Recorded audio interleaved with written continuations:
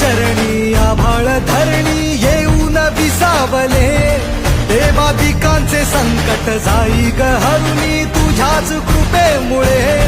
नाद झंकार तू सारा संसार तू नाद झंकार तू सारा संसार तू तुझ्या पायाशी आम्हा राहू दे आई जगदंबे